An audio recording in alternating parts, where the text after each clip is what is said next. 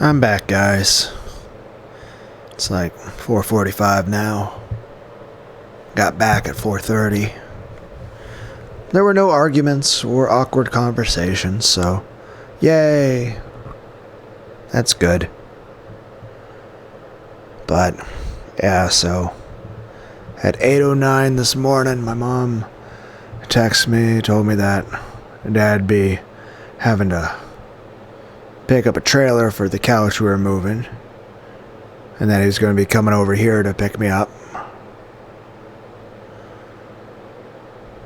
And then she said he'd probably be about 10 o'clock. Then, short before 10 o'clock, she told me, okay, it'll probably be about 10:30.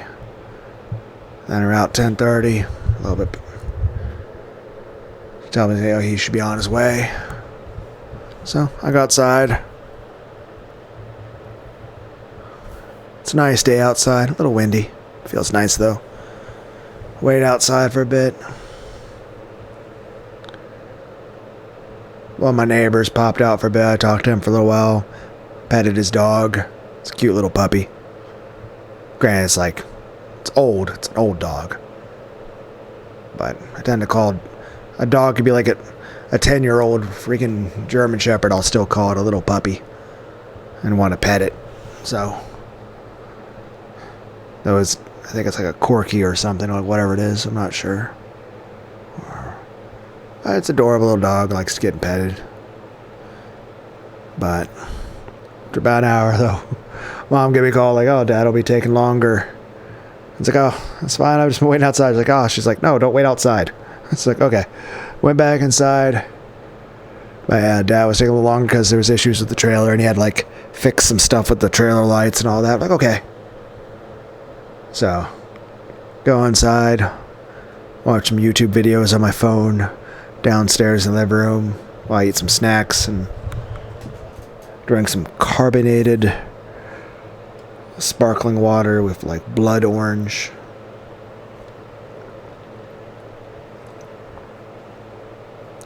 Also, what I'm drinking at the moment, San Pellegrino Chow blood orange. Delicious. Anyway, Dad got here about 12:40. It was me, Dad, and my aunt in the truck. And of course, whole time we had gospel music or Christian radio, whatever, playing the whole time. So gospel music stuff the whole time. Or just Christian radio stations. So, that being said, I enjoyed looking at the view from outside and, the view of outside and looking at the clouds and everything. That was nice. Though, that trailer definitely makes that truck a little bouncy feeling. We eventually got to where we were going to pick up because there were some people that were wanting to get a new couch, so they're giving their old couch to my niece. It's actually a really long couch, but it breaks up in 4 separate pieces. So, me and Dad carried each piece one at a time, put it into the trailer. Though if one of the pieces, he lost his grip and he fell backward onto the grass. I felt like I wanted to catch him, but that was kind of impossible because I was holding the other piece of the thing, so it's he got up. But I'll tell you this, the whole time we're moving stuff, he was breathing very hard and definitely out of breath, and it's noticeable it was a bit painful for him. So, granted, I know I have issues with my dad, and there's things that definitely in the past few videos I've expressed I'm kind of pissed off and angry about. But I think that's true of all people's families. It's I can say I love my mom very, very much. As far as Dad, and again, technically my stepfather, but I consider him my dad. And yes, there's been issues, but I still consider him my dad. I don't hate him. I just feel like there's times where it's extremely difficult to get along with him, and that I feel there's things that he would be very argumentative and confrontational about, and things about me that he would not at all be accepting about, and there's paranoia on my part about worry about how he would react in various situations. Part of that due to just certain things that have been said that have sort of triggered a couple alarm bells, but beyond that also just a lot of things that have happened throughout my life that actually have nothing to do with him, but nonetheless have caused a lot of trauma and PTSD with me. So I'm in general kind of paranoid and just always on edge no matter what.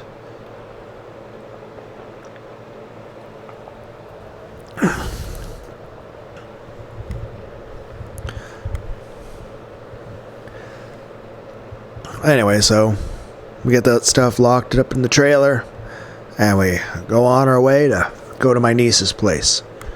We get there, the room that my niece wants put the one stuff in, she's got a bunch of boxes and stuff there that she hasn't really moved properly and some stuff, so the three of us move some of that stuff, and then once we get done moving that stuff, my aunt decides that she wants to walk to like a thrift store that's like very close to the area. It's like on the same block area. It's like, okay. So while she's doing that, me and Dad, unload the stuff. Unload the couch pieces and stuff and put them into the front room, living room area of my niece's apartment. After that, we go and lock it up and head out, and Dad hops in the truck and I say, hey, I'll go, find my aunt. I'll let her know that we're done and ready to go, because I doubt there's any place for you to park the truck, especially with all that trailer and everything. Walk around the corner, I see my aunt, and she's like, hey, can you tell your dad as far as there's some suits in there, they're really cheap. They're like $8 for each thing. And I'm like, I'll go let him know. But he's already driving around with the truck, so we hop in there, and she mentioned there's a place for him to be able to park with the truck next to the thrift store. So we go there, Dad parks it, because I'll say this, Dad is good at working at vehicles, and he is good at driving them. Because I'll tell you this, I certainly wouldn't feel comfortable driving a truck with a trailer, let alone, parallel parking it on the side of a busy road in the middle of a city. I don't, it's not a big city, but still, it's, I wouldn't be able to do that. Like, I know my limitations there. I can't do that. I cannot. We go in there, he goes in there, look at those suits. I walk around a bit. There's a full-size mirror in there. I walk past it, I look at myself, and I think in my mind, yes, right. I am the ugliest person on the planet.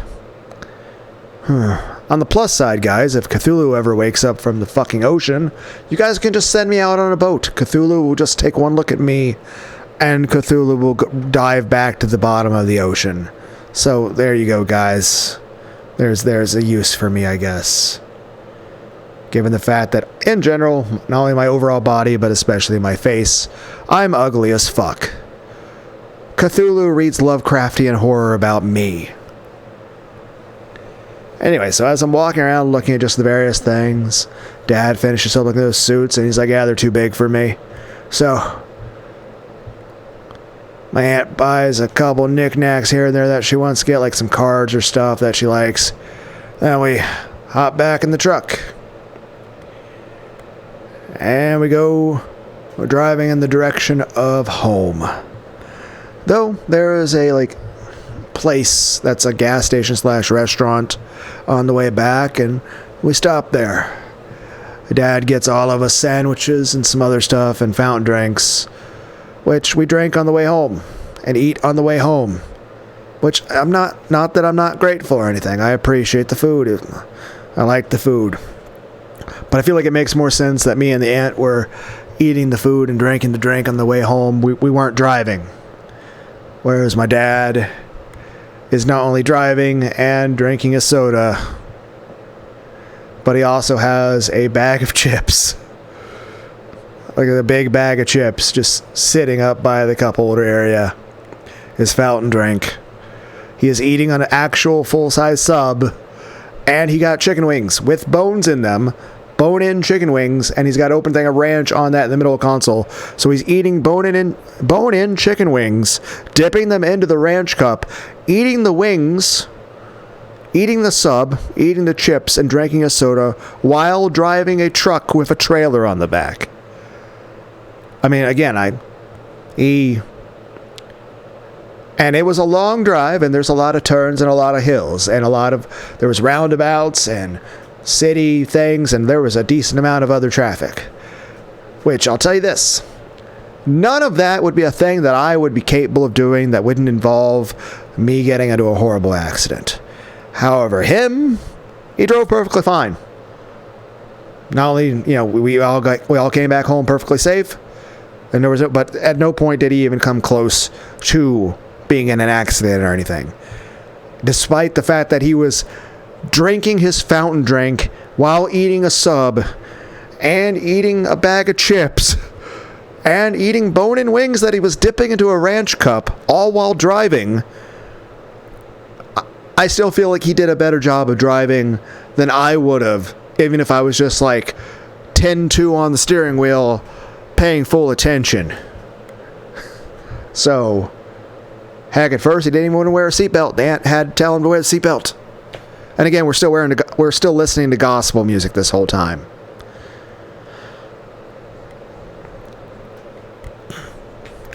So, but yeah, he drove perfectly fine. At no point did he come close to any kind of accident or going off the road or having any problems whatsoever. He was in complete control of the vehicle at all times, and there was never even a slight problem at all. He did everything in terms of driving the vehicle to utmost perfection, despite the fact there was a lot of things that, honestly, I would not have been able to do all that at once. Hell, I don't think I'd be able to drive my car while trying to eat a sub, let alone eating chicken wings that I'm dipping into a ranch cup and eating off the bone. Let alone driving a truck with a trailer attached to the hitch. Damn. So eventually we get back to his nephew's place. His nephew is a guy like about 20 years older than me.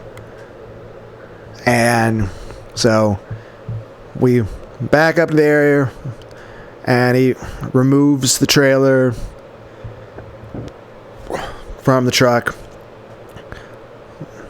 Me, my dad, and my aunt talk to what is essentially my cousin for a little while. And these conversations, at one point I mentioned, like, it went okay. Like, if it was one solid long piece, we wouldn't have been able to move it. And my cousin's like, well, I would have came and helped you. And I'm like, yeah, it would definitely have been a team effort. It would have taken all three of us to do it.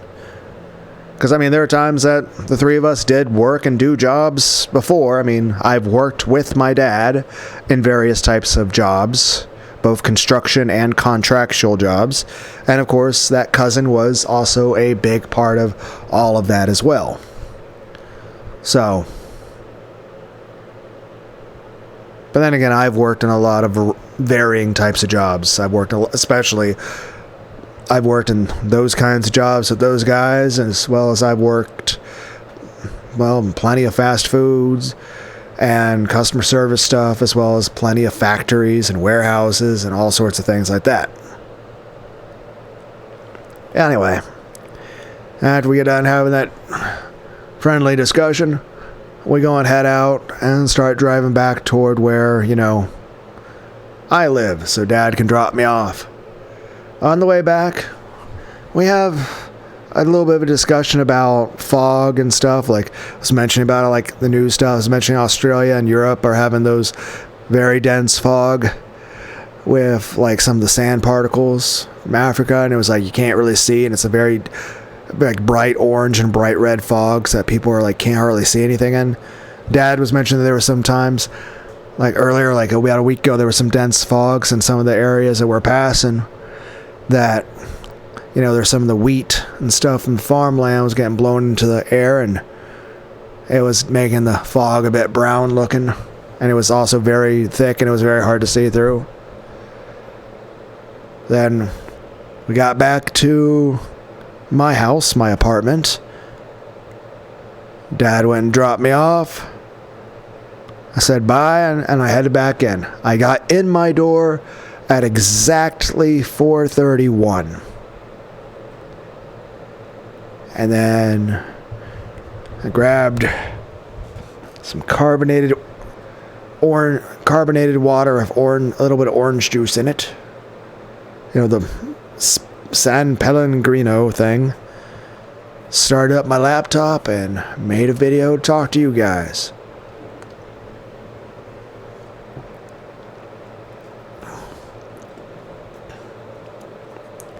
Anyway, so that wasn't bad.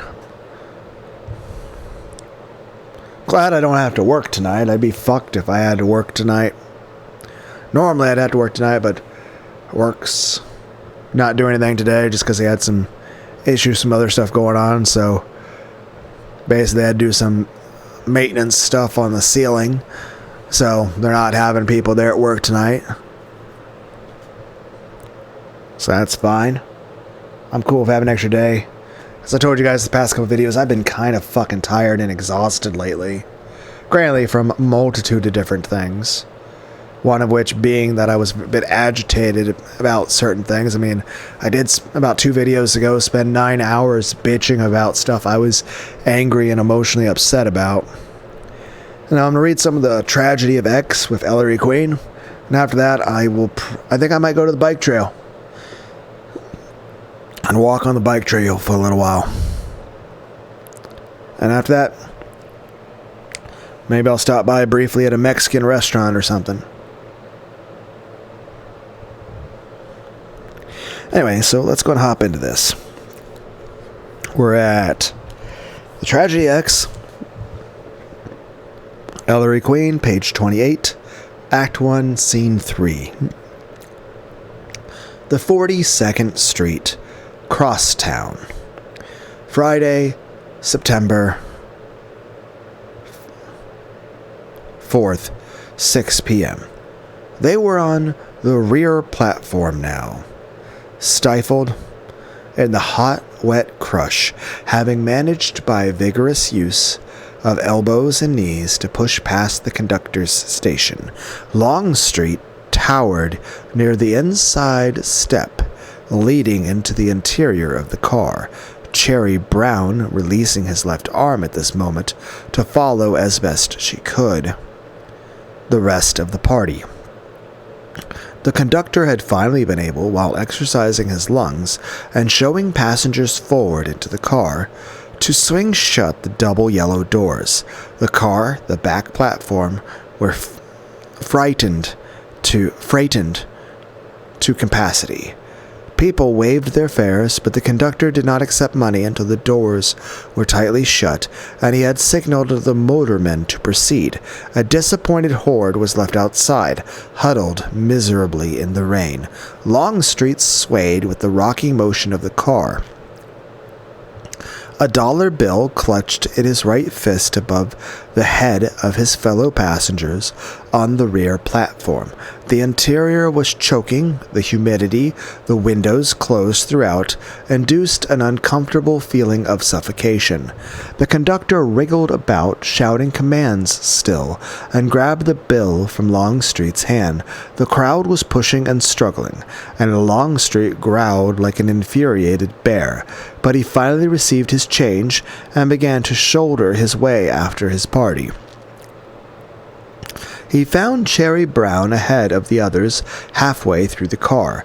She grasped his right arm and snuggled closer. Longstreet reached for a strap. The car edged on toward 9th Avenue in a downpour that roared more deafeningly with every foot of the tangled way. Longstreet thrust his hand into his pocket and felt about for his spectacle case. A moment of this, and with a sudden curse, he snatched his hand from the pocket, bringing out the silver case. Cherry said, "What's the matter, Harl?" Longstreet uncertainly examined his left hand. The palm and underskin of the fingers were bleeding in a number of places. His eyes wavered, his heavy face twitched, and he breathed in a little nasal gust. "Must have scratched myself. What in the world could have?" He began thickly. The car lurched, staggered, and stopped. People fell irresistibly forward. Instinctively, Longstreet groped for a strap with his left hand, and Cherry held on to his right arm for support. The car jerked forward again a few feet. Longstreet dabbed heavily at his bleeding hand with a handkerchief, returned the clothes to his trousers, extracted his glasses from the case, dropped the case into his pocket, and made as if to open the folded newspaper he had tucked under his right arm, all in a sort of growing fog. The car had stopped at 9th Avenue. A clamoring crowd had pounded on the closed doors. But the conductor shook his head. The rain was falling in increasing torrents, and the car had crawled on again. Longstreet suddenly released the strap, dropping the unread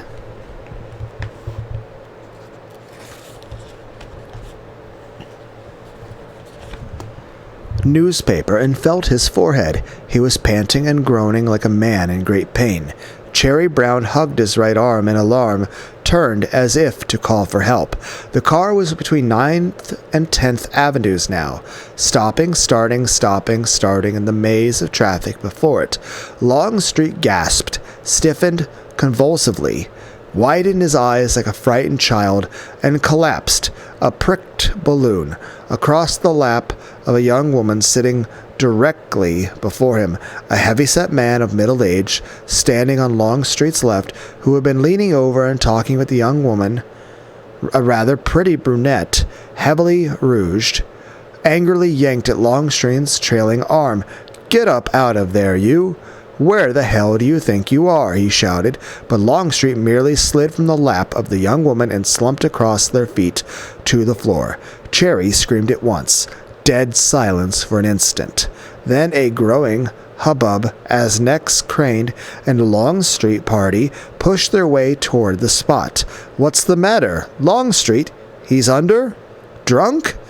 Watch her. She's fainted." Michael Collins caught the actress as she reeled. The rouged young woman and her burly escort, frightened now, were white and speechless. The girl jumped up, clutched the man's arm, and stared with horror down at Longstreet, crumpled on the floor. "Well, my God," she shrieked all at once. "Why doesn't somebody do something? Look at his eyes. She's shuddered and buried her face in her escort's coat. DeWitt stood stonily by, his small hands clenched. Ahern and Christopher Lord struggled with the heavy body of Longstreet and managed to haul him into the girl's girl's vacated seat. A middle-aged Italian quickly rose and helped stretch the recumbent man on the seat. Longstreet's eyes were staring. His mouth was partly open. He was gasping weakly. Light flecks of foam dribbled from his lips. The growing uproar penetrated well forward into the car. A shouted order, and the crowd parted sufficiently to allow a heavy-set policeman with sergeant's stripes on his sleeve to hustle his way through. He had been riding on the front platform with the motormen. The car had come to a stop by this time, and both motorman and conductor hurried to the spot. The sergeant roughly shoved the Longstreet party aside and leaned over Longstreet. The body stiffened again and then became quite rigid. The sergeant straightened up, howling. "He's dead, uh-huh." He had caught sight of the dead man's left hand. More than a dozen tiny trickles of coagulating blood laced the skin of fingers and palm from as many tiny pricks, each swollen a little. "Murdered, it looks like. Keep away now, the pack of you." He eyed the members of the party with suspicion. They were huddled together now as if for mutual protection. The sergeant roared, "I don't want anybody to get off of this car. Get me, stay put here, you." He beckoned the motorman imperiously. "Don't move this car a foot.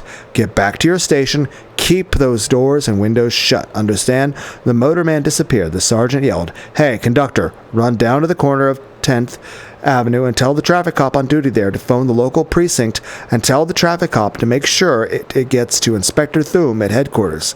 Got that straight? Here, I'll let you out myself. I ain't taking any chance on somebody giving me the slip through the open door." He escorted the conductor to the rear platform, operated the lever, which opened the double doors, and closed them in an instant that the conductor had stepped out into the rain. The conductor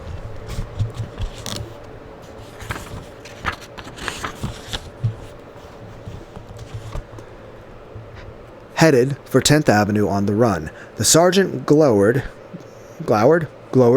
at a tall, hard-looking passenger on the platform. "You watch that no one touches these doors, bud. See?" The passenger nodded happily, and the sergeant thrust his way back to the long street's body. A bedlam of cursing, horn-tooting traffic had piled up behind the streetcar. The frightened passengers could see people endeavoring to press their faces to the steaming windows. The tall, hard-looking passengers shouted, "Hey, Sarge, there's a cop wants to get in back here."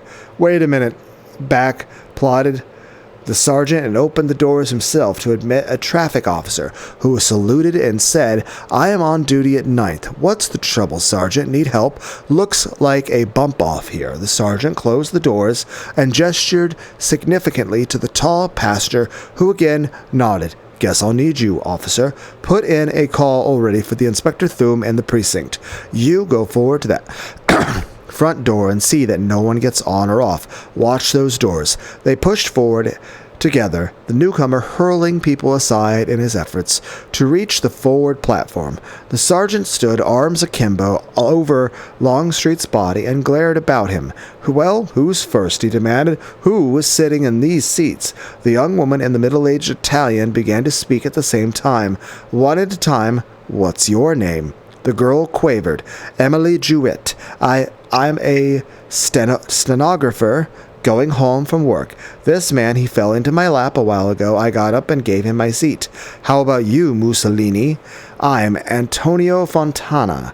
I see a nothing. This a man, he fall, and I give him my seat." And no, I'm not trying to do an accent. That's actually how it's fucking written. Like, it's like this hyphen A. That's actually how it's written. This dead man, he was standing up. DeWitt thrust his way forward. He was perfectly calm. "Here, Sergeant, I can tell you exactly what happened. This man was Harley Longstreet, my business partner. We were going in a party." "Party, huh?" The sergeant eyed them all sourly. "Some party, I'd say. Nice and friendly. You better save your breath, mister. Inspector Thum will get it out of you. Here comes the conductor with another cop." He hurried back to the rear platform, the conductor, water streaming from the visor of his cap. Hammering on the rear doors, a policeman stood by his side. The sergeant opened the doors himself, admitted them, and closed the doors at once. The policeman touched his cap. "Morrow, reporting on duty at 10th Avenue." "Okay, I am Doofy Sergeant." 18th Precinct, said the sergeant, gruffly. "Call headquarters?" "Yep, in the precinct too. Inspector Thum and local men will be here in a minute." Inspector said for you to take the car to the Green Lines car barn at 42nd and 12th. He'll meet you there. Says not to touch the body. I also called for an ambulance. He doesn't need that anymore. Morrow, you stay here at this door and don't let anybody get out. Duffy turned to the tall, hard-faced man on the rear platform. "Did anybody try to make a getaway, bud? Was that door opened at all?" "Nope." And a chorus of assent from other passengers. Duffy plowed his way to the front of the car. "Motorman, take her to the end of the line. Park in the Green Lanes car barn. Snap into it." The motorman, a red-faced young Irishman, mumbled, "That ain't our barn, Sergeant. This is the 3rd Avenue Railways line. We ain't." "Scram, will you?" said Sergeant Duffy disgustedly. He turned to the 9th Avenue traffic officer. "Clear the way with your whistle. You, what's your name?" Sittenfield 8638. Well, you're responsible for that door, too, Sittenfield. Anybody try to get away? No, Sergeant. Anybody try to get out before Sittenfield got here, motorman? Nope. All right, shoot. He returned to the body as the car lumbered forward. Cherry Brown was moaning softly. Pollux was patting her hands. DeWitt, his face set in grim lines, stood almost as if he were on guard over the dead body of Longstreet. The car crashed into the huge shed of the New York Green Lines barn. A large group of men in plainclothes stood silently watching it come in.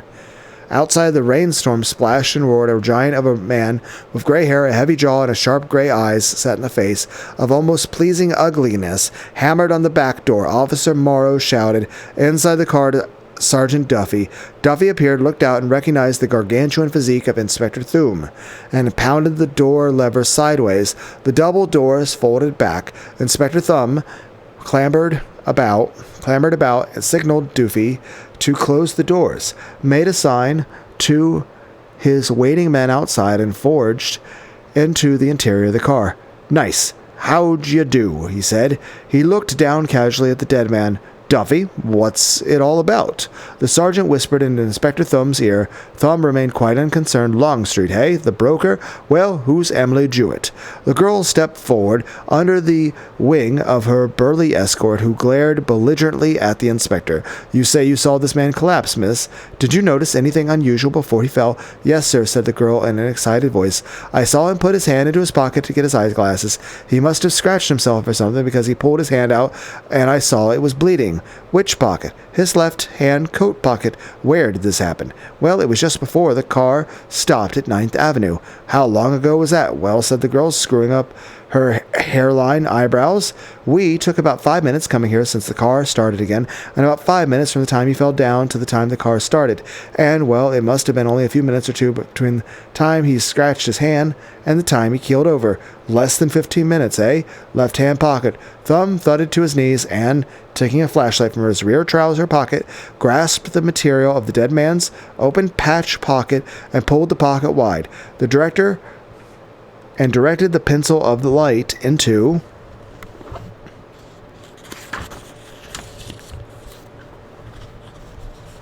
the interior. He grunted with satisfaction.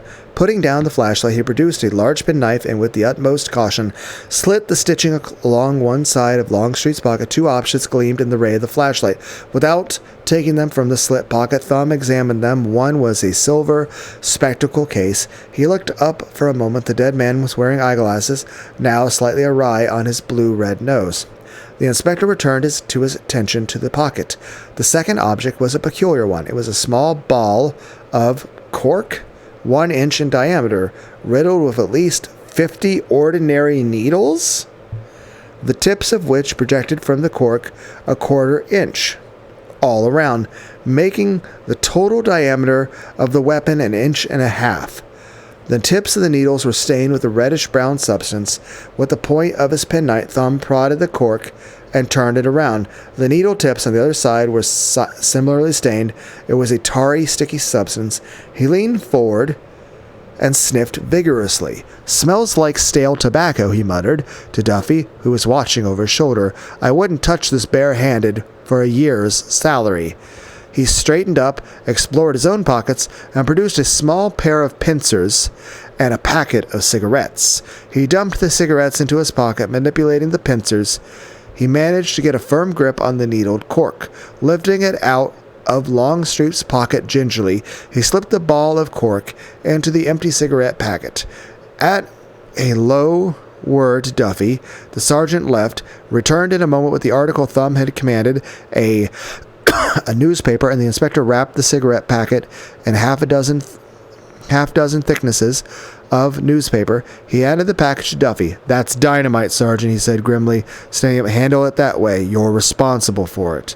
Sergeant Duffy stood stiffly erect, holding the package at arm's length. Inspector Thumb, ignoring the tense glances of Longstreet's party, went forward. He questioned the motorman and the passengers who were standing close to the front door. He made his way back through the car and repeated the procedure with the conductor and the passengers on the back platform. Returning, he said to Duffy, "Here's luck, Sergeant. Not a soul left this car since it started on 8th Avenue. Since this bird got on, tell you what, send Morrow and Sittenfield back to their posts. We've got plenty of men here. Post a cordon outside. I want this car cleared." Duffy, still holding the deadly package, went rearward. He let himself out of the car. The conductor immediately closed the doors behind him. 5 minutes later, the doors of the rear were opened again. From the iron-shod step outside to a stairway across the floor of the car barn extended 2 lines of police and detectives. And Inspector Thumb had weeded out the members of Longstreet's party. They trooped silently from the car in a single file and were escorted through the cordon into a private room on the 2nd floor of the building. The door of the private room was closed, and a policeman took up his station. Inside, 2 detectives watched the party. With the disappearance of the Longstreet party, Inspector Thumb superintended the exodus of all other occupants of the car.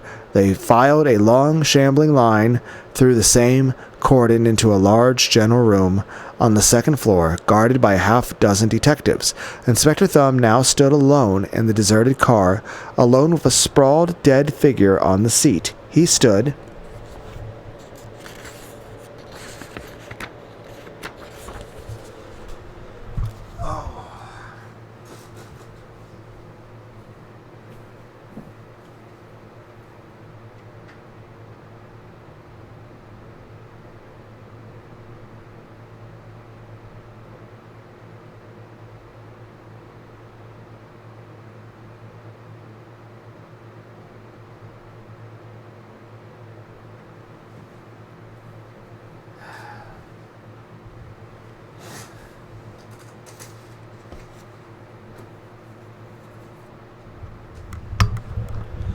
thoughtfully regarding the contorted face, eyes still open to the glaring lights, pupils oddly dilated. The clang of an ambulance outside roused him.